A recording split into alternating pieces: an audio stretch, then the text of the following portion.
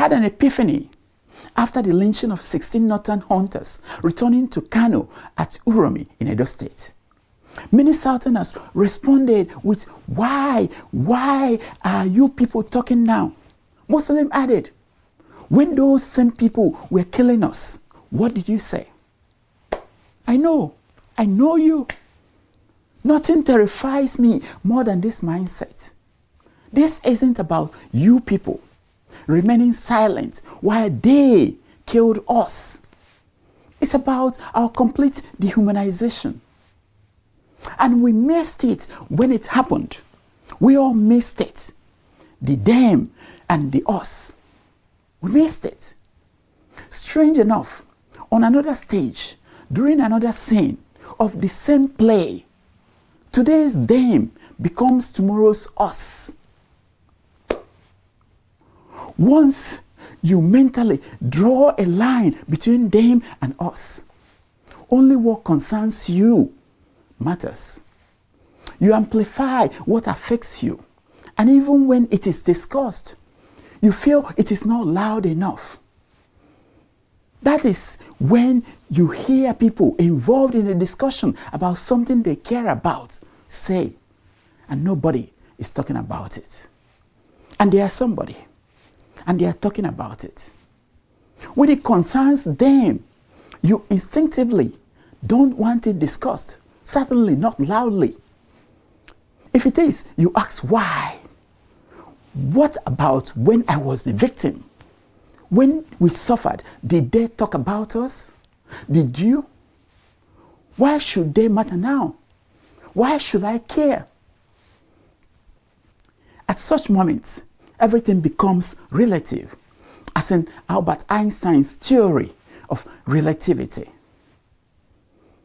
That is the hallmark of a people decentralized, desensitized to the pains and the sufferings of others. We might as well say, okay, things are messed up. There is no law, there is no justice. We live in a jungle. Let us perish together. Let us go extinct in one swoop. Yes, that is not a survival strategy. It is a suicide pact. At this rate, we might as well put on a doomed species t-shirt and start rehearsing a viral synchronized collapse. The first sign of your dehumanization is when you demarcate the entire humanity into them versus us. When you do that, you stop seeing them as humans. And once they are no longer humans, you strip them of what Achebe called the right to individual assessment. And you may say, yeah, that is how they strip me of my right to individual assessment. I hear you. Oh, congratulations. Tomorrow's historians will use us as examples of cautionary tales. Nietzsche writes, if you gaze long into the abyss also gazes into you. I hope we are okay knowing that the abyss is gazing into us. Perhaps it is time to redefine Soyinka's measure of when the man dies. The man dies in us when we degenerate to where we think we are the only human among our fellow beings. For the rest, we conveniently regard them as subhumans. That is the root of every conflict in history. Thinking along this line guarantees that future generations will study us and call our era the Dark Ages 2.0. I'm sure you've heard that expression used for those who came before us. The people we currently think we are better than. I'm sure. We fall into this trap when we see ourselves as unique and others as ordinary. In doing so, we not only dehumanize others, we diminish ourselves. But hey, at least we are making it easier for tomorrow's archaeologists who will excavate our cities to figure out why we didn't make it. Oh yes. History is littered with those who believed that they were exceptional, only to become ordinary footnotes hundreds of years, of centuries later. The way these footnotes make for entertaining reading to us today is how ours will make a pitiful reading for those coming behind. Take the Greeks. Once they dominated knowledge, yes, and the world. Today, they and their gods are relegated to history books.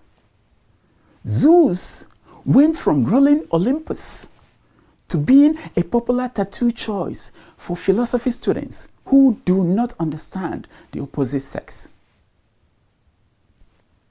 The only enduring truth is Achebe's truth.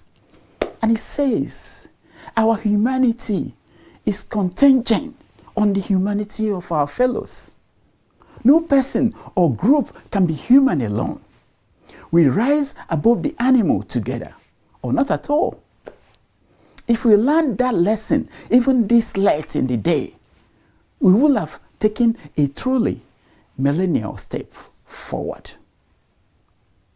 Ubuntu philosophy says, I am because you are.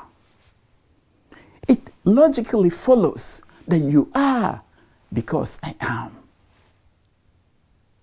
The Igbo people put it this way: when something stands, something else stands beside it. Yes, even in the holy book, which most of us swear by, God saw Adam alone and created Eve to stand beside him.